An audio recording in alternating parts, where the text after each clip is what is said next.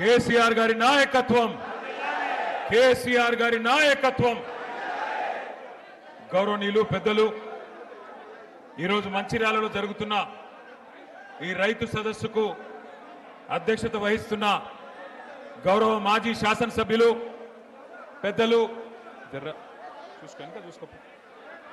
మాజీ శాసనసభ్యులు పెద్దలు, సీనియర్ నాయకులు, స్వయంగా రైతు బిడ్డ శ్రీ నడిపెల్లి దివాకర్ రావు గారు, గౌరవనీయులు మన మంచిర్యాల జిల్లా బీఆర్ఎస్ పార్టీ అధ్యక్షులు సోదరుడు, మొన్ననే సింగరేణి కార్మికుల కోసం పోరాడి 31 రోజులు ప్రభుత్వం మళ్ళీ తిరిగి జైలుకు పంపిస్తే జైలుకైనా పోతా గాని నీకు మాత్రం లొంగేది లేదంటూ మొండిగా పోరాటం చేస్తున్న మన తమ్ముడు చెన్నూరు మాజీ శాసనసభ్యుడు శ్రీ బాల్కా సుమన్ గారు, గౌరవనీయులు పెద్దలు, మాజీ మంత్రివర్యులు, అన్న మీ అందరికీ సుపరిచితులు, సింగరేణి కార్మిక లోకానికి ఆప్తులు శ్రీ కొప్పుల ఈశ్వరన్న గారు, గౌరవనీయులు మాజీ మంత్రివర్యులు పెద్దలు, మొన్ననే ఇక్కడ 4 రైతులు చనిపోతే దివాకర్ రావు గారు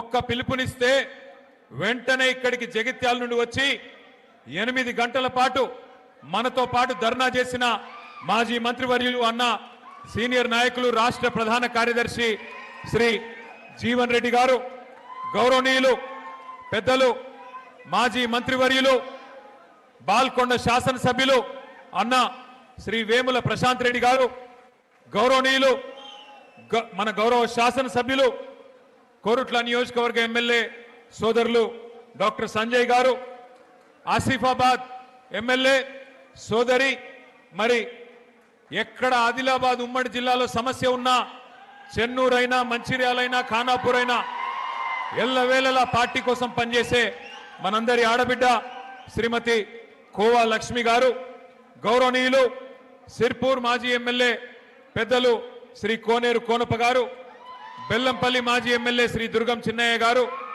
గౌరవనీయులు మీ అందరికీ సుపరిచితులు, ఈరోజు మంచిర్యాల నియోజకవర్గంలోనే గాను చెన్నూరు నియోజకవర్గంలో కూడా, అదేవిధంగా హైదరాబాద్లో కేసీఆర్ గారితో అత్యంత సన్నిహితంగా ఉండే ఫిలిం డెవలప్మెంట్ కార్పొరేషన్ మాజీ అధ్యక్షులు సోదరులు శ్రీ పుస్కూర్ రామ్మోహన్ రావు గారు, గౌరవనీయులైన వేదికపైన ఆసీనులైన మా మాజీ మంత్రివర్యులు అన్నగారు, ఆదిలాబాద్ మాజీ శాసనసభ్యులు శ్రీ జోగు రామన్న గారు, గౌరవనీయులు చొప్పదండి మాజీ ఎమ్మెల్యే సుంకె రవిశంకర్ గారు, మాజీ శాసన మండలి సభ్యులు పార్టీ ప్రధాన కార్యదర్శి ఆదిలాబాద్ ఇన్ఛార్జ్ శ్రీ నారదాసు లక్ష్మణ్ రావు గారు, అట్లాగే ఇంకా మన పెద్దపల్లి మాజీ శాసనసభ్యులు శ్రీ దాసరి మనోహర్ రెడ్డి గారు, ఖానాపూర్ నియోజకవర్గ బాధ్యులు సోదరులు శ్రీ బుక్యా జాన్సన్ రాథోడ్ గారు, అదేవిధంగా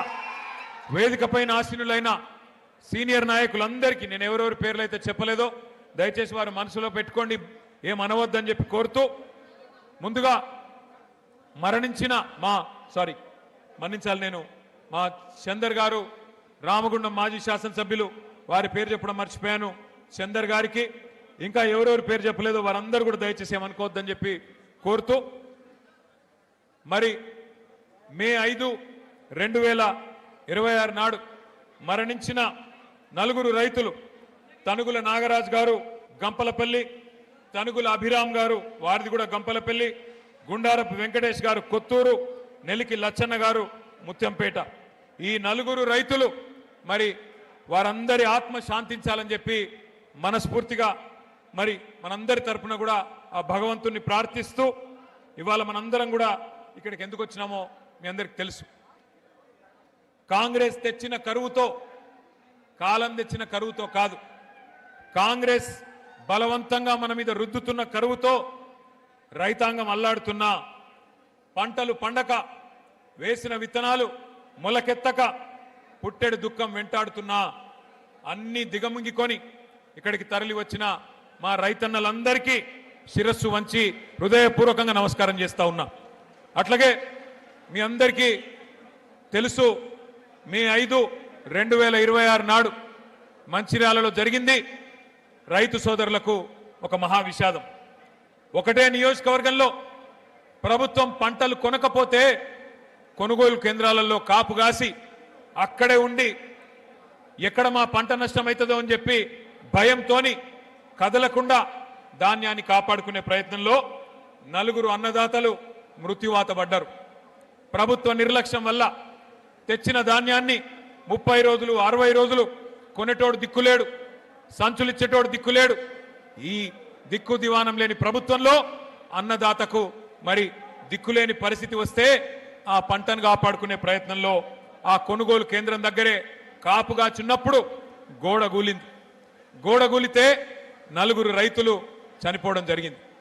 4 రైతులు చనిపోతే ప్రధాన ప్రతిపక్ష నాయకులు, ప్రధాన ప్రతిపక్ష పార్టీకి సంబంధించిన బీఆర్ఎస్ పార్టీకి సంబంధించిన నాయకత్వం, మాజీ ఎమ్మెల్యే మా దివాకర్ రావు గారు, మా జీవన్ రెడ్డి గారు, మాజీ మంత్రి గారు 8 గంటలు ధర్నా చేసినా దున్నపోతు మీద వానబడ్డట్టు ప్రభుత్వం నుంచి స్పందన రాలే.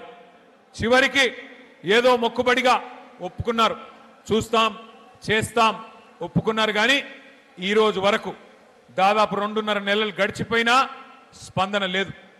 కనీసం మానవత్వం అనే ఒక ఆలోచన కూడా లేదు. మరి ఈ 4 చనిపోయిన తర్వాత, అర్ధాంతరంగా వారి జీవితాలు ముగిసిపోయిన తర్వాత నాకు దివాకర్ రావు గారు, జీవన్ రెడ్డి గారు కలిసి ఫోన్ చేసినారు. అన్నా మరి పార్టీ తరఫున మనమన్నా ఏమన్నా చెప్పాలి, ఎందుకంటే రైతులు ఈ రకంగా ఇబ్బందులు పడతా ఉన్నారు, వారికి అండగా నిలబడాలన్నారు. ఆ రోజు మేము వరంగల్లో ఉన్నాం, రైతు సదస్సు, అక్కడ రైతు సంగ్రామ సదస్సు నిర్వహిస్తా ఉన్నాం. అదే రోజు ఈ బాధాకరమైన సంఘటన జరిగింది. వెంటనే ప్రకటించినాం, కేసీఆర్ గారిని అడిగితే మంచిర్యాల జిల్లాలో జరిగిన ఈ విషాదానికి పార్టీ తరఫున తప్పకుండా మనం అండగా నిలబడదాం, ఒక్కొక్క రైతుకు 5 లక్షల రూపాయలు వెంటనే ప్రకటించండి అని చెప్పి కేసీఆర్ గారు చెప్పినారు. చెబితే ఇవాళ శోకసంద్రంలో ఉన్న రైతు కుటుంబాలకు నేను అడిగిన, ప్రభుత్వం నుంచి ఏమైనా వచ్చిందా అమ్మా అని అడిగిన. బాధ ఎక్కడ అనిపిస్తుంది అంటే 2.5 నెలలు అయిపోయింది. మంచిర్యాలలో ఉన్నది కాంగ్రెస్ ఎమ్మెల్యే, జరిగింది రాష్ట్రంలో ఉన్నది కాంగ్రెస్ ప్రభుత్వం, జరిగింది ఒక విషాదం.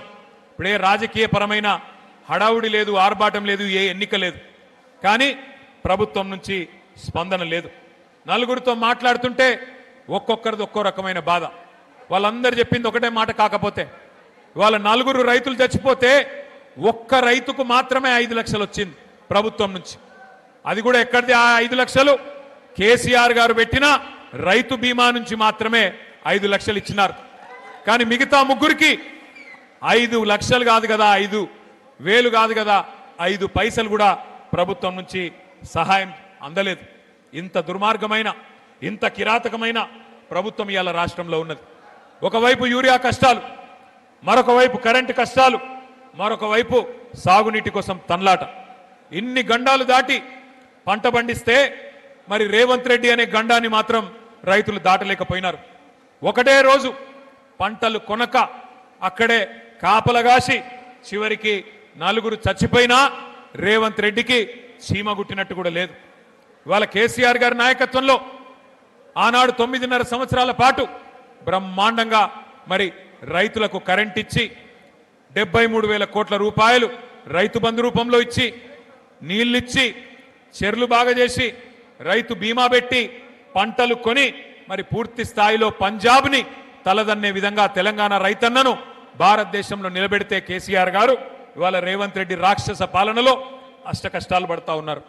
పంటలు కొనరు, యూరియా ఇయ్యరు, సంచులు ఇయ్యరు, సుతిలు ఇయ్యరు, పోని పొరపాటున కొంటే మద్దతు ధర ఇయ్యరు, మరి బోనస్ అన్నారు, బోనస్ను బోగస్ చేసినారు. అట్లా మాత్రమే కాదు, ఇవాళ ఒక్కసారి మీరు ఆలోచించాలని చెప్పి నేను కోరుతా ఉన్నా. రేవంత్ రెడ్డి ప్రభుత్వం వచ్చి 31 నెలలు దాటి 32వ నెల నడుస్తూ ఉన్నది. 4 సార్లు ఈ 32 నెలల్లో 4 సార్లు రైతు బంధు ఎగ్గొట్టిన నయవంచకుడు రేవంత్ రెడ్డి. షాపులో దొరికే యూరియాని కేసీఆర్ ఉన్నప్పుడైతే షాపుకు పోయే అవసరం కూడా లేదు. ఆటో అన్నకో ఆటో తమ్మునికో ఒక ఫోన్ కొడితే పొలం కాడికి వచ్చేది యూరియా. నేను చెప్పేది కరెక్టేనా కాదా?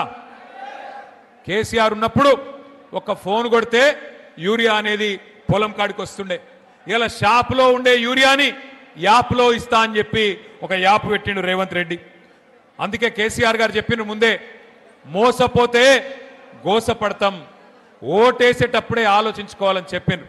కానీ మంచిర్యాలలో మరి ఏ కారణమైతేనేమి మరి ఆ రోజు కాంగ్రెస్ వస్తే ఏమో జరుగుతుంది ఏమో ఒరుగుతుంది అని మంచిర్యాల రైతన్నలు మరి కాంగ్రెస్ పార్టీకి ఓటేసింది. ఓటేసిన పాపానికి ఇవాళ కాంగ్రెస్ రైతులను కాటేస్తున్నది. ఒక పాములాగా ఇవాళ సొంత పిల్లల్ని పాము ఎట్లయితే తింటదో అట్లా ప్రభుత్వాధినేతగా ఉన్న రేవంత్ రెడ్డే ఈ రాష్ట్రంలో రైతులకు చెప్పలేని కష్టాలు పెడుతున్నాడు. యూరియా, విత్తనాలు, కరెంటు, సాగునీరు, మద్దతు ధర, బోనసు ఇవన్నీ కూడా మరి చుట్టుముట్టినాయి రైతాంగాన్ని. ఇవాళ పరిస్థితి ఎట్లా ఉన్నది అంటే నీళ్లు ఉండి అంగట్లో అన్నీ ఉన్నా అల్లున్నోట్లో శని ఉన్నదంట అని ఎవరో వెనకటికి ఎవరో అన్నారు. గట్లున్నది ఇవాళ పరిస్థితి. కళ్ళ ముంగట్నే గోదావరి కనబడుతున్నది, కళ్ళ ముంగట్నే గోదావరి వారుతున్నది, పైకెళ్ళి ప్రాణహిత బ్రహ్మాండంగా పరవలు పెడుతున్నది. అంగట్లో అన్నీ ఉన్నా అల్లుడి నోట్లో శని అన్నట్టు పరిపాలించే పాలకుడికి సోయిలేనితనం వల్ల ఇవాళ కాళేశ్వరం అనే ప్రాజెక్టు కరువుకు పరిష్కారం లాంటి ప్రాజెక్టు కేసీఆర్ గారు కట్టిపోతే దాన్ని ఇవాళ ఇష్టం లేకుండా ఇష్టం లేదు కాబట్టి ఎక్కడ కేసీఆర్ గారికి పేరు వస్తుందేమో అన్న భయంతోని కాళేశ్వరం ప్రాజెక్టులో ఒక్క మేడిగడ్డ బ్యారేజ్లో 2 పిల్లర్లు కుంగితే ఇవాళ మొత్తం కాళేశ్వరమే కూలిపోయిందని చిల్లర ప్రచారం చేస్తా ఉన్నాడు రేవంత్ రెడ్డి. కానీ ఎక్కడ తన దొంగతనం బయటపడుతుందో, ఎక్కడ కాళేశ్వరం మంచిగానే ఉన్నది, కన్నెపల్లి కాడ మోటార్లు మంచిగానే ఉన్నాయి, నీళ్లు మంచిగానే పోతున్నాయి, పంపులు చాలు చేస్తే నీళ్లు బ్రహ్మాండంగా పైకి ఎల్లంపల్లి దాకా వస్తాయి. మరి అక్కడ దాకా నీళ్లు వచ్చినాయంటే నిన్నటిదాకా నువ్వు చెప్పిన మాటలు ఫాల్తూ మాటలు అని చెప్పి ప్రజలు అంటారనే భయంతోని పంపులు చాలు చేస్తలేడు రేవంత్ రెడ్డి. నిజానికి కాళేశ్వరం ఒక అద్భుతమైన ప్రాజెక్టు. మీకు ఒక్క నిమిషం ఇక్కడ మధ్యలో నిలబడ్డలు కులవడం రాయా మీరు ఎందుకు కూర్చోని, ఎందుకయా మీరు అడ్డం అంతా కూర్చోని, తప్పుడే కూర్చోండి. ఆ స్క్రీన్ కట్టం కూడా వరకు కూర్చోండి, నువ్వు కూడా ఇట్రా కూర్చోండి, దయచేసి కూర్చోండి, కూర్చోండి అమ్మా కూర్చోండి. మీకు ఒక్క నిమిషంలో కాళేశ్వరము ఏ రకంగా మరి కన్నెపల్లి నుంచి నీళ్లు తీసుకోవచ్చో మీకు ఒక్క నిమిషంలో నేను చూపెట్టే ప్రయత్నం చేస్తా. మేడిగడ్డ బ్యారేజ్తో సంబంధం లేకుండా మరి ఎట్లా కన్నెపల్లి నుంచి ఎల్లంపల్లికి నీళ్లు తేవచ్చు, ఎల్లంపల్లి నుంచి పై దాకా హైదరాబాద్ దాకా ఎట్లా నీళ్లు తీసుకుపోవచ్చో ఒక్క నిమిషం ఆ వీడియో ప్లే చేయమని చెప్పి మా తమ్ములను కోరుతా ఉన్నా. ఒక్కటే కాదు, బ్యారేజీలు, రిజర్వాయర్లు, పంప్ హౌస్లు, సబ్ స్టేషన్లు, టన్నెల్స్, గ్రావిటీ కాల్వల సమాహారం కాళేశ్వరం ప్రాజెక్ట్. గోదావరి నీటిని ఒడిసి పట్టి బృహత్తర ప్రణాళిక. కాళేశ్వరం రిజర్వాయర్ల ద్వారా కరువు తీరా నీళ్లను వాడుకునే భగీరథ సంకల్పం. మేడిగడ్డ వద్ద మొదలైన కాళేశ్వర జలధార దశల దశలుగా తెలంగాణ బీడు భూములను తలుపుతుంది. లింక్ 1 కింద 100 మీటర్ల ఎఫ్ఆర్ఎల్ ఉన్న మేడిగడ్డ బ్యారేజీలో 16.17 టీఎంసీల నీటిని నిల్వ చేయొచ్చు. కన్నెపల్లి పంప్ హౌస్ దగ్గర గోదావరి నీటి మట్టం 93.5 మీటర్లు ఉన్నప్పుడు మేడిగడ్డ బ్యారేజ్ గేట్లను మూసివేయాల్సిన అవసరం లేకుండానే 17 మోటార్లతో నీటిని లిఫ్ట్ చేసి జయశంకర్ భూపాలపల్లి జిల్లాలోని అన్నారం బ్యారేజీకి పంపించేయవచ్చు. ద్వారా వివిధ రిజర్వాయర్లకు నీటిని తరలించి తెలంగాణ రైతాంగానికి సాగునీరు అందిస్తారు. కాళేశ్వరం తెలంగాణ ప్రాణేశ్వరం. కాళేశ్వరం అంటే మేడి. వాస్తవం ఏంది అంటే దయచేసి కూర్చోండి, ఎవరు లేవకండి దయచేసి, ఇంకా వీడియోలు ఉన్నాయి ఆగండి. వాస్తవం ఏంది అంటే పైకెళ్ళి నీళ్ళు వస్తున్నాయి, కిందికి గోదావరి నుంచి కిందికి నీళ్లు పోతున్నాయి. ఒక్క నిమిషం మీ అందరికి తెలవాలి కాబట్టి చెప్తున్నా. తెలంగాణ భౌగోళికంగా ఎట్లుంటుంది అంటే ఇట్లా ఒక గుడిసె తిరుగుంటుంది తెలంగాణ రాష్ట్రం. ఒక వరుసకెళ్ళి కిందికెళ్ళి 80 మీటర్ల మీదకెళ్ళి గోదావరి పోతుంది, 80, 90, 100 మీటర్ల మీదకెళ్ళి. ఇంకో వరుసకెళ్ళి ఇంకో దిక్కుకెళ్ళి కృష్ణా నది 120, 130 మీటర్ల మీదకెళ్ళి కృష్ణా నది పోతుంది.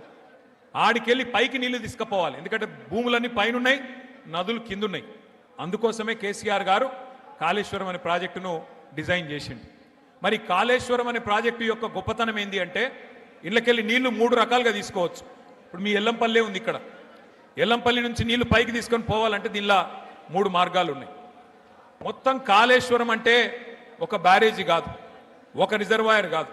కాళేశ్వరం అంటే 3 బ్యారేజీలు, మేడిగడ్డ, అన్నారం, సుందిల్లా. కాళేశ్వరం అంటే 15 రిజర్వాయర్లు, 19 పంప్ హౌజులు, 21 సబ్ స్టేషన్లు, 100 కిలోమీటర్ల సొరంగ మార్గాలు, 1000 కిలోమీటర్ల ప్రవాహ కాలువలు. మొత్తం కాళేశ్వరం ప్రాజెక్టులో 100 భాగాలుంటే అందులో 1 భాగం మేడిగడ్డ బ్యారేజ్. ఆ మేడిగడ్డ బ్యారేజ్లో కూడా 85 పిల్లర్లుంటే 2 పిల్లర్లు కుంగిన మాట వాస్తవం.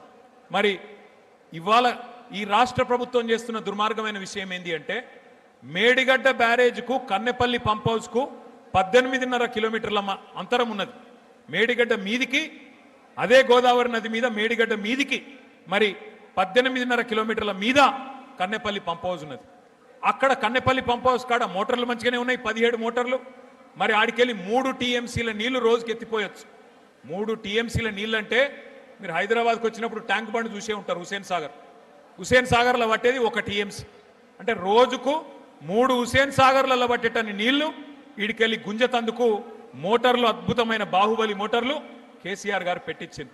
ఇలా నేనో మీరో చెప్తలేం, రిటైర్డ్ ఇంజనీర్లు చెప్తున్నారు, ఇప్పుడు సర్వీస్లో ఉన్న ఇంజనీర్లు చెప్తున్నారు. ఏమని చెప్తున్నారు? ఇవాళ కన్నెపల్లి కాడ 94.5 మీటర్ల మీదకెళ్ళి నీళ్లు పోతున్నాయి. అక్కడ 93.5 మీటర్ల దానికి నీళ్లుంటే పంపులు చాలు చేయొచ్చు. మేడిగడ్డ బ్యారేజు అట్లాగే దాన్ని ముట్టకుండా, దాన్ని కనీసం ఏమనకుండా, అక్కడికి ఏం డేంజర్ లేకుండా మీరు నీళ్లు ఎత్తిపోయొచ్చు. ఒకటేసారి అన్నారం, సుందిల్లా, మేడిగడ్డ దగ్గర ఉన్న 3 పంప్ హౌజులు ఒకటేసారి సైమల్టేనియస్గా అంటే సమాంతరంగా సమన్వయంతో నడిపితే బ్రహ్మాండంగా ఎల్లంపల్లికి ఎన్ని నీళ్లు కావాలంటే అన్ని నీళ్లు, రోజుకు 3 టీఎంసీల చొప్పున ఎన్ని నీళ్లు కావాలంటే అన్ని నీళ్లు ఎత్తిపోయవచ్చు అని నేను చెప్తలేను, రిటైర్డ్ ఇంజనీర్ల బృందం, శ్యామ్ ప్రసాద్ రెడ్డి గారి బృందం చెప్తున్నది. ఇవాళ ఎల్లంపల్లిలో 7 టీఎంసీల నీళ్లు మాత్రమే ఉన్నాయి. నిన్న భగవంతుడు కరుణించి వాన పడ్డది. వాన పడాలనే మొక్కుదాం. కానీ కాళేశ్వరం యొక్క గొప్పతనం ఏంది అంటే, బాగా వర్షం పడ్డది అనుకోండి, పైన మహారాష్ట్రలో బాగా వర్షం పడ్డది, ఎక్కువ వర్షం వచ్చింది అనుకో, ఎస్ఆర్ఎస్పి మొత్తం నిండుతుంది, నిండి 2 దిక్కుల పొంగుతుంది. ఇటు కడెం మీదకెళ్ళి ఎల్లంపల్లికి నీళ్ళు వస్తాయి, ఇంకో దిక్కు వరద కాలువ నుంచి బ్రహ్మాండంగా మనకు డైరెక్ట్గా మిడ్మానేర్కి నీళ్ళు వస్తాయి. బాగా వర్షం పడితే ఒక మోస్తరుగా వర్షం పడ్డది, సాధారణంగా పడ్డది అనుకో, అప్పుడు కూడా మనం ఇక్కడికి ఎల్లంపల్లి నుంచి ఇట్లా పైకి నీళ్లు లిఫ్ట్ చేసుకోవచ్చు. 2వ మార్గం. 3వ మార్గం, ఎక్కువ వర్షం పడితే ఫ్లడ్ ఫ్లో నుంచి మిడ్మానేర్కి నీళ్ళు తీసుకుపోవచ్చు. మామూలుగా వర్షం పడితే ఎల్లంపల్లి నుంచి తీసుకోవచ్చు. ఏ వర్షం లేకపోతే, ఇబ్బంది ఉంటే, కరువు ఉంటే, ఇయాల ఉన్న పరిస్థితి ఉంటే దానికి పరిష్కారమే కాళేశ్వరం దగ్గర, కన్నెపల్లి దగ్గర పంపులు చాలు చేసి నీళ్లు తీసుకున్నందుకే కేసీఆర్ గారు పెట్టిన ఈ ప్రాజెక్టు. అంటే ఈ ప్రాజెక్టు యొక్క గొప్పతనం ఏంది అంటే గది. ఏ పరిస్థితుల్లో కూడా తెలంగాణకు కరువు రాకుండా 500 సంవత్సరాల గోదావరి ప్రవాహం మొత్తం స్టడీ చేసి, అధ్యయనం చేసి, ఎక్కడికి వెళ్ళి నీళ్లు పట్టుకోవచ్చని దేవులాడి అక్కడ కేసీఆర్ గారు ప్రాజెక్టు కట్టిండు. ఇవాళ 2 పిల్లర్లు కుంగిపోతే 32 నెలలైంది రేవంత్ రెడ్డి ప్రభుత్వం వచ్చి. మరి మొన్న నేను ఒక రైతును చూసిన మాట్లాడంగా ఎంత అద్భుతంగా మాట్లాడిండు ఆయన అంటే, అవునయ్యా కేసీఆర్ కట్టిండు, చిన్న సమస్య వచ్చింది, ఏం నీకు సుతారావులు లేరా, మేస్త్రీలు లేరా, సిమెంట్ బస్తాలు లేవా, ఏం చేస్తున్నావు, ఎందుకు రిపేర్ చేయవు, ఎందుకు రైతుకు నీళ్ళు ఇయ్యవు అని చెప్పి ఒక రైతు నిలదీసిండు. నిజంగా చెప్పాలంటే ముఖ్యమంత్రి మాట్లాడే ఫాల్తూ మాట 1,00,000 కోట్లు కొట్టుకుపోయినాయి అంటాడు. వాస్తవం ఏంది? 2 పిల్లర్లు కుంగినాయి. ఆ బ్లాక్ ఒక్కటి రిపేర్ చేస్తే కూడా మొత్తం మేడిగడ్డ బరాజ్కైన ఖర్చే 4,000 కోట్లు. ఆ బ్లాక్ 7 ఏదైతే రిపేర్ చేయాలనో అదొక్కటి రిపేర్ చేయాలంటే ఒక 400 కోట్లు కావాలి. ఆ 400 కోట్లు కూడా మన ప్రభుత్వ పైసలు అవసరం లేదు. ఎల్ఎన్టీ అనే కంపెనీ మేమే కడతాం, మేమే పెడతాం, మీ పైసనే వద్దు అని ఉత్తరం రాస్తే కూడా ఈ మూర్ఖపు ముఖ్యమంత్రి ఎక్కడ మళ్ళా నేను ఇన్ని రోజులు చేసిన ప్రచారం, రాహుల్ గాంధీని తీసుకొచ్చి చూపెట్టిన సినిమా నేను దొంగనని మళ్ళా దొరికిపోతా అని చెప్పి ఆ ఎల్ఎన్టీ కంపెనీని కూడా బెదిరించి చెలగొట్టిండు తప్ప 32 నెలలే దాన్ని ముడతలేడు. ఇవాళ ఎందుకు వచ్చింది?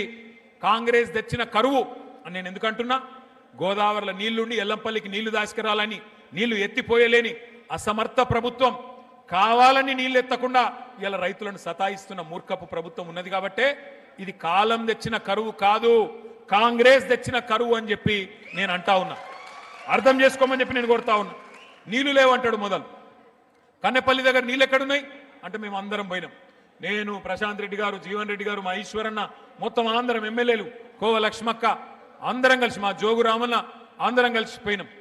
పోయి చూపెట్టినాం, నీళ్లు లేవా, ఇక్కడ కనబడతలేవా రోజుకు 9 టీఎంసీల నీళ్లు కిందికి పోతా ఉన్నాయి, రోజుకు 3 ఎత్తిపోయొచ్చు పైకి, ఎందుకు ఎత్తుతలేవు?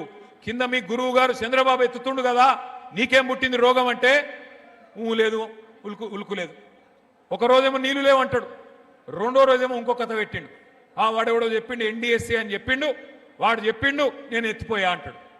నేను అది కూడా అడిగిన, ఇప్పుడు ఎన్డీఎస్ఏ ఎక్కడన్నా చెప్పిందా కన్నెపల్లి కాడ నీళ్లు తీసుకోవద్దని చెప్పిందా? పైన అన్నారం మంచిగానే ఉంది, సుందిల్ల మంచిగానే ఉంది. నీ ప్రభుత్వం వచ్చినాకనే అక్కడ గ్రౌటింగ్ వర్క్ కూడా చేసిండ్రు, 2 బ్యారేజీలు మంచిగానే ఉన్నాయని ఇంజనీర్లు చెప్తున్నారు. ఏం రోగమయ్యా నీకు? కిందికి గలగలా గోదావరి ఏపీకి తరలిపోతున్నది, అక్కడ పట్టిసీమ లిఫ్ట్ నడుస్తూనే ఉన్నది, నీకేం రోగమయ్యా రేవంత్ రెడ్డి అంటే మళ్ళా ఇంకేదో పిచ్చి మాటలు మాట్లాడతాడు. మీరు చూస్తున్నారు ఏం మాట్లాడుతుండో. ఎట్లన్నాయా ముఖ్యమంత్రి గారు, మరి నీళ్ల సంగతి ఏంది? కరువు వచ్చింది కదా అంటే రక్తం రక్తం రక్తం జల్లుండ్రి, రక్తం జల్లుండ్రి, బీఆర్ఎస్ వాళ్ళది చల్లితే పంటలు వండుతాయి అని మాట్లాడిండు. మా ప్రశాంత్ రెడ్డి అన్నకు తిక్క ఉట్టింది, నిజంగా రక్తం జల్లమంటావా నా కొడక అని చెప్పి, ఇగో తీసుకోరా పోయి రక్తం అని చెప్పి రక్తం కూడా ఇచ్చిండు. రక్తం ఇచ్చి ఇగో తీసుకోమరి, తీసుకొని మాకు పొలాలకు నీళ్ళు, రైతులకైతే నీళ్ళు అని చెప్పి మన నాయకులు బయలుదేరితే ఇక ముఖ్యమంత్రికి ఫ్రస్ట్రేషన్ పెరిగిపోయింది. ఆయనకు తెలిసినవి 2 ఓట్లు తిట్లు. అయితే ఓట్లు పెడతాడు, దొంగ ఓట్లు, లేదంటే తిట్లు తిడతాడు, బూతులు తిడతాడు. 32 నెలల ఏం చేసినామని నేను అడుగుతా ఉన్నా. కేసీఆర్ గారు 10 ఏళ్ల పాటు బ్రహ్మాండంగా నీళ్ళు ఇచ్చిండు. నేను అడుగుతున్నా, ఏమైనా మాట్లాడితే ఒకటే చిల్లర మాట మాట్లాడతాడు. ఏమంటాడు? ఏ జాతి నీది, నీది ఏం జాతి? నేను చెప్తున్నా రేవంత్ రెడ్డి, ఏ జాతో కూడా నీకు చెప్పాల్సిన టైం వచ్చింది. ఉద్యమ టైంలో ఉద్యమకారుల మీదికి తుపాకీ ఎక్కుబెట్టిన పోరంబోకు జాతి అయితే మాది కాదు. ఉద్యమకారుల మీదికి తుపాకీ తీసుకొని వచ్చిన పోరంబోకు జాతి అయితే మాది కాదు.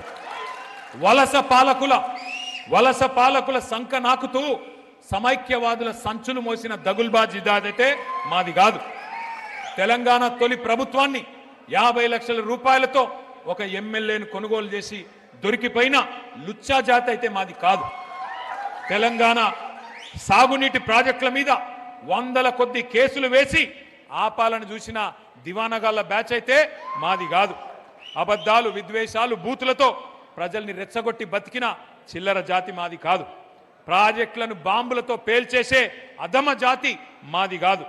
నీళ్లున్నా ఇచ్చే వ్యవస్థ ఉన్నా జనాలకు అందించలేని అసమర్థ జాతి కాదు మాది రేవంత్ రెడ్డి.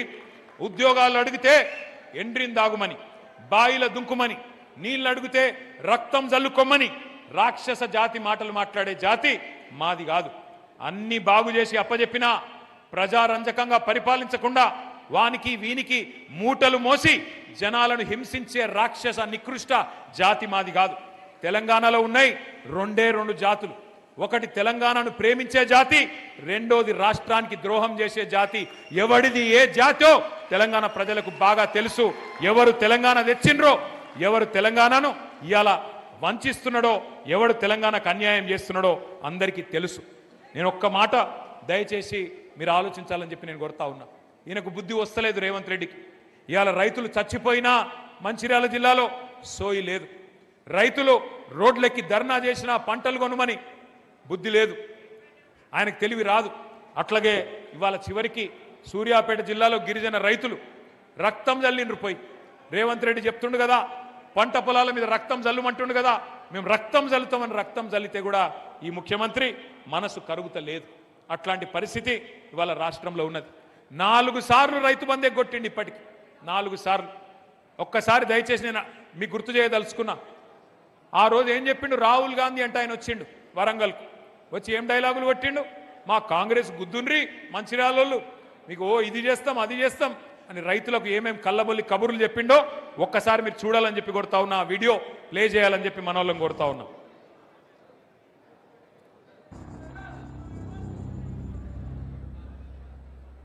जैसे ही कांग्रेस पार्टी की यहां सरकार बनेगी वैसे 2 लाख रुपए का कर्जा माफ होगा और आपको सही एमएसपी मिलनी शुरू हो जाएगी। 15,000 रुपए प्रति एकड़ डायरेक्ट बेनिफिट हम किसानों को देने जा रहे हैं। यह सिर्फ एक डिक्लेरेशन नहीं है, यह किसानों के लिए कांग्रेस पार्टी की गारंटी है। यह खोखले शब्द नहीं है। पैडी को हम 2,500 रुपए में खरीदेंगे। పండించిన వరి పంటకి కనీస మద్దతు ధర అదనంగా బోనస్ ప్రకటించి 2,500 రూపాయల వరకు క్వింటల్ కి వరి ధాన్య కొనుగోలు చేస్తా ఉంది. కాంగ్రెస్ పార్టీ అధికారంలోకి వచ్చిన తక్షణమే రైతులకు ఏకకాలంలో 2 లక్షల రుణమాఫీ చేస్తాం. రెండవ డిక్లరేషన్ ఇందిరమ్మ రైతు భరోసా పథకం తెచ్చి భూమి కలిగిన రైతులకు, కౌలు రైతులకు ప్రతి ఎకరాకు ఏడాదికి 15,000 రూపాయల పెట్టుబడి సాయం అందిస్తాం. ఉపాధి హామీలో నమోదు చేసుకున్న భూమి లేని రైతు కూలీలకు ప్రతి ఏడాది 12,000 రూపాయల ఆర్థిక సహాయాన్ని అందిస్తాం. రైతులు పండించిన పంటలకు ఉదాహరణ వరి, పత్తి, మిర్చి, చెరుకు, పసుపు ఇలా అన్ని పంటలకు మెరుగైన గిట్టుబాటు ధర ఇచ్చి చివరి గింజ వరకు కాంగ్రెస్ పార్టీ కొనుగోలు చేస్తుంది. చెప్పినాయి రైతు డిక్లరేషన్ కాదు రైతు డిక్లరేషన్ ఒకటి కాదు, 2 కాదు, 34 హామీలు ఇచ్చిండ్రు. నేను అడుగుతా, మీరు చెప్పాలి దయచేసి. నేను అడుగుతా, మీరు చెప్పండి. రైతు బంధు 15,000 పెంచుతామన్నారు, ఇచ్చిండ్రా? ఇచ్చిరా లేదా? కొద్దిగా గట్టిగా చెప్పాలి. ఇచ్చిండ్రా లేదా? 2 లక్షల రుణం మాఫీ చేస్తా అన్నాడు, చేసిండా? కౌలు రైతులకు రైతు బంధు ఇస్తా అన్నాడు, ఇచ్చిండా? రైతు కూలీలకు రైతు భరోసా ఇస్తాడు, ఆత్మీయ భరోసా ఇచ్చిండా? పత్తి, వరి, మిర్చి అన్నిటికీ బోనస్ ఇస్తా అన్నాడు, ఇచ్చిండా? చివరి గింజ దాకా కొంటా అన్నాడు, ఇచ్చిండా? కొంటుండా? 24 గంటల కరెంట్ ఇస్తుండా? మరి మంచిర్యాలలో మనకు తెలిసి వచ్చిందా మార్పు అంటే ఎట్లుంటుందో? గిట్లుంటది. మరి ఎట్లుంటది అంటే ఒక్కసారి ఆలోచన చేయండి. ఈ మధ్యలోనే ముఖ్యమంత్రి మన ఒక రైతులకే కాదు అన్ని వర్గాలకు హామీ ఇచ్చిండు. నేను పిల్లలకు 2 లక్షల ఉద్యోగాలు ఇస్తాను మొదటి సంవత్సరం అని రాహుల్ గాంధీ డైలాగులు కొడితే, నిన్నగాక మొన్న యువ సంగ్రామ సదస్సు అని హైదరాబాద్లో వాళ్ళు ఎక్కడనైతే మీటింగ్ పెట్టినరో మేము అక్కడనే పెట్టినాం. వరంగల్లో వాళ్ళు ఎక్కడైతే మీటింగ్ పెట్టినరో అక్కడనే పెట్టి రైతులను అడిగినాం. నిన్నగాక మొన్న పిల్లల్ని అడిగినాం 2 లక్షల ఉద్యోగాలు వచ్చినాయని. వాళ్ళైతే ఎట్లా మాట్లాడిరో మొన్న మీరు చూసే ఉంటారు. ఆడపిల్లలు ఎట్లా మాట్లాడిరో కూడా మీరు చూసే ఉంటారు. చూసినరా లేదా? ఎక్కడన్నా రేవంత్ రెడ్డి దొరికితే పొరపాటున పొట్టు కొట్టేటట్టున్నారు. గట్లాంటి పరిస్థితి ఉన్నది ఇలా రాష్ట్రంలో. అందుకే నేను అంటా ఉన్నా, 1 కాదు 2 కాదు, రాష్ట్రంలో అందరినీ ముంచిండు, అందరినీ మోసం చేసిండు, ముసలోళ్ళని మోసం చేసిండు. కేసీఆర్ ముసలమ్మకో ముసలయ్యకో 2,000 పెన్షన్ ఇస్తుండు. అక్క నవంబర్లో తీసుకుంటే 2,000, అక్క డిసెంబర్లో అయితే 4,000 అన్నడా లేదా? నవంబర్లో 2,000, డిసెంబర్లో 4,000. ఆ ఇంటికాడ బిచ్చపోలు అడుక్కుంటారు చూడు, అక్క అమ్మ అని అట్లా అడుక్కున్నాడు. ఆడుకుంటే నిజమేనేమో అని నమ్మి ఓట్లు వేసింది. 4,000 అన్నాడు. అత్తకు 4,000, కోడలకు 2,500 అన్నాడు, ఇచ్చిండా? ఇప్పుడు అత్తకోడల పంచాయతీలు చాలైనాయి. 4,000, 2,500 గురించి అట్లాంటి పరిస్థితి. ఏదయా మరి నిరుద్యోగ భృతి పిల్లలకు చెప్తే 40 లక్షల మందికి 4,000 ఇస్తా అంటే నెలకు ఏమైనా 4,000 అంటే సడి లేదు, సప్పుడు లేదు. రైతులకు 15,000 ఏమా ఇస్తానో ఏడవైంది అంటే మాట్లాడాడు. కౌలు రైతుల సంగతి ఏందా, బాగా నరికితివి కదా అంటే మాట్లాడాడు. రైతు కూలీలు, పొలం లేనోళ్ళు వాళ్ళ సంగతి ఏంది, వాళ్ళకు కూడా చెప్తివి కదా నెలకు 1,000 రూపాయలని, వాళ్ళ సంగతి ఏంటంటే కుయ్యి లేదు, కయ్యి లేదు. ఈ మధ్యన కొత్త రాగం నేర్చుకున్నాడు ఒకటి రేవంత్ రెడ్డి. ఏమంటుండే ఎరికేనా? ఎంత కండలు తిరిగిన పైల్వానైనా 3 నెలలనే పిల్లలు పుట్టిస్తాడే. 3 నెలల పిల్లలు పుట్టరు అనేది మనకు ముఖ్యమంత్రి గారు చెప్పారన్నట. సరే మాకు తెలియకపాయే, మాకు పెళ్ళిళ్ళు కాలేదు, మాకు పిల్లలు లేరు, మాకు తెలియదా? సరే రేవంత్ రెడ్డి నువ్వు చెప్పింది కరెక్టే అనుకుందాం. 3 నెలల పిల్లలు పుట్టరు కరెక్టే. మరి 32 నెలల పిల్లలు పుట్టకపోతే నిన్నేమని పిలవాలే? ఏమనాలి? నిన్ను శాతగానుడు అనాలనా? ఏమనాలి? నేనేమనలేదురా భయ్, మీరే అంటారు. నేను ఒక్కటే అంటున్నా, ఈ బట్టెవాజ్ ముఖ్యమంత్రి, ఈ దగాకోర్ కాంగ్రెస్ వీళ్ళను ఉరికిచ్చి కొడితే తప్ప మంచిర్యాలలో రేపు మనకు మళ్ళీ రైతు ప్రభుత్వం రాదు. గుర్తుపెట్టుకోండి, తెలంగాణలో మళ్ళీ రైతు ముఖంలో చిరునవ్వు చూడాలి అంటే తెలంగాణలో మళ్ళీ రైతన్న కళ్ళల్లో ఆనందం చూడాలి అంటే, తెలంగాణలో ఏ రైతు చనిపోయినా, ఏ రైతు మరి కుటుంబానికి ఏమైనా ఒక పెద్దన్నలాగా కేసీఆర్ గారు మళ్ళీ తిరిగి వస్తే తప్ప ఈ రాష్ట్రంలో మళ్ళీ మంచి రోజులు రావు. అందుకే దయచేసి నేను చెప్పేది మీ అందరితో ఒకటే, 30 నెలలు గోసపడ్డాం, 31 నెలలు గోసపడ్డాం, ఇంకా మిగిలింది 29 నెలలు మాత్రమే. 29 నెలలు మాత్రమే. ఈ సినిమా అయిపోయింది. ఇంటర్వెల్ దాకా చూసేసినాం. ఇంటర్వెల్ వరకు తెలిసిపోయింది సినిమాలో ఏమీ లేదు, తిట్లు తప్ప బూతులు తప్ప ఏమీ లేదు, వీళ్ళతో అయ్యేదేం లేదు. సెకండ్ హాఫ్లో కూడా ఇంటర్వెల్ అయిపోయినాక సెకండ్ హాఫ్ ఉంటుంది కదా, అందులో కూడా వీళ్ళతో ఏమి కాదు, ఊదు గాలది పీరి లేవది. ఎందుకంటే వీళ్ళతో ఏమి కాదు, వీళ్ళకి చేత కాదు. గివే తిట్లు, లేదంటే ఒక 4 కేసులు పెడతారు. మీ ఎమ్మెల్యే కేసులు పెట్టుడు తెలుసు, రేవంత్ రెడ్డి కూడా గదే తెలుసు. కేసులు పెట్టాలి, పోలీసులను అడ్డం పెట్టుకోవాలి, ఎన్ని రోజులు బతుకుతావు అట్లా? అందుకే నేను అంటున్నా, ఇన్ని రోజులు కష్టపడ్డా మా తమ్ముళ్లకు చెల్లెళ్లకు నేను ఒక్కటే మాటిస్తున్నా, మంచిర్యాలలో మిమ్మల్ని ఎవడెవడైతే సతాయిస్తుండో పేర్లు రాసి పెట్టుకోండి, పేర్లు రాసి పెట్టుకోండి. ఎవరిని వదిలిపెట్టే సమస్యనే లేదు, ఏ ఒక్కరిని కూడా వదిలిపెట్టే సమస్య లేదు. నేను కేసీఆర్ గారి లాగా మంచోని కాదు, నేను అంత మంచోని అయితే కాదు. రేపు గ్యారంటీ నేను చెప్తున్నా, మీకు గ్యారంటీ నేను చెప్తున్నా, ఇంకొక 28 నెలల తర్వాత తిరిగి కేసీఆర్ గారు ఈ రాష్ట్రానికి ముఖ్యమంత్రి అయి తీరుతారు. 600 తెలంగాణ ప్రజల ఆశీర్వాదంతో మళ్ళీ తెలంగాణ తెచ్చిన నాయకుడే ఈ రాష్ట్రానికి నాయకత్వం వహిస్తాడు.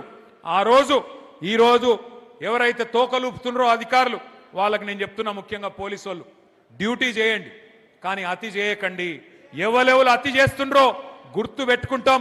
మిత్తితో సహా నువ్వు రిటైర్ అయిపోయినా మిత్తితో సహా తీసుకొచ్చే బాధ్యత నాది, మిత్తితో సహా తిరిగిచ్చే బాధ్యత నాది. ఒకవేళ మేము రిటైర్ అయిపోతున్నాం లేదా మేము పారిపోతామంటే 7 సముద్రాల అవతల దాక్కున్నా గుంజుకొచ్చి ప్రజల ముంగట నిలబెట్టే బాధ్యత నాది. దయచేసి నేను కొడతా ఉన్నా, ఈ దుర్మార్గ రాక్షస ప్రభుత్వానికి అండగా నిలబడకండి. కరెక్ట్ కాదు. ఇవాళ ఉండే ఎమ్మెల్యే ఇవాళ ఉంటాడు, రేపు పోతాడు, కానీ ప్రజలు ఇక్కడనే ఉంటారు, రైతులు ఇక్కడనే ఉంటారు, మా తమ్ముళ్ళు ఇక్కడనే ఉంటారు. పోరాటం ఒడిచిపోదు. ఢిల్లీలో చూస్తున్నారు మీరు, ఎవరు పిలిచిండ్రా పిల్లల్ని? ఢిల్లీలో వేల మంది పిల్లలు నిన్న పార్లమెంటు ముందు ఏ రకంగా ప్రభుత్వాన్ని గడగడ వణికించిండ్రో మీరే చూస్తా ఉన్నారు. తెలంగాణను తిరిగి రెచ్చగొడితే ఉద్యమ సమయంలో ఎట్లయితే ఉడికిపోయిందో ఈ కాంగ్రెస్ను బీజేపీని తరిమి తరిమి కొట్టేదాకా మళ్ళీ కేసీఆర్ గారి నాయకత్వంలో ఉడుకు నెత్తురుతో ఉన్న మా తమ్ముళ్ళు, రక్తం సలసల మరుగుతున్న మా రైతులు తిరగబడితే ఒక్క నాయకుడు, ఒక్క ఎమ్మెల్యే, ఒక్క ఎమ్మెల్సీ కూడా మీరు ఊళ్ళల్లో తిరగలేరనే మాట కూడా నేను హెచ్చరిస్తూ, ఇకనైనా మంచిర్యాల ఎమ్మెల్యే గారు కూడా తన వరుస మార్చుకోవాలి, పద్ధతి మార్చుకోవాలి. ప్రజలకిచ్చిన హామీలు నిలబెట్టు. 6 గ్యారెంటీల గురించి మాట్లాడు, 420 హామీల గురించి చెప్పు. ఎస్సీలు, ఎస్టీలు, బీసీలు అడుగుతున్నారు నిన్ను, ఏమాయ మీరు ఇచ్చిన హామీలు, ఏమాయ నువ్వు చెప్పిన 420 హామీలు? పోయి మీ ముఖ్యమంత్రిని పట్టుకో, ఈ పని చేయి, ఈ పని చేయి అని ప్రజల కోసం మంచి చేయించే ప్రయత్నం చేయించు. అంతేగాని బీఆర్ఎస్ నాయకులను శోభబెట్టే ప్రయత్నం చేస్తే వదిలిపెట్టమని చెప్పి మళ్ళొక్కసారి విజ్ఞప్తి చేస్తూ, ఈరోజు మరణించిన తనుగుల నాగరాజు గారు, తనుగుల అభిరామ్, గుండారపు వెంకటేష్, నెలికి లచ్చన్న, వారి కుటుంబాలకు ఇవాళ కేసీఆర్ గారు అండగా ఉన్నందుకు ఒకసారి గట్టిగా కేసీఆర్ గారికి చప్పట్లతో మనందరం అభినందనలు చెప్తాం. తప్పకుండా భవిష్యత్తులో ఏ కార్యకర్త కష్టం వచ్చినా అండగా ఉంటామని మళ్ళొక్కసారి తెలియజేస్తూ, జై తెలంగాణ, కేసీఆర్ గారి నాయకత్వం, కేసీఆర్ గారి నాయకత్వం. Thank you.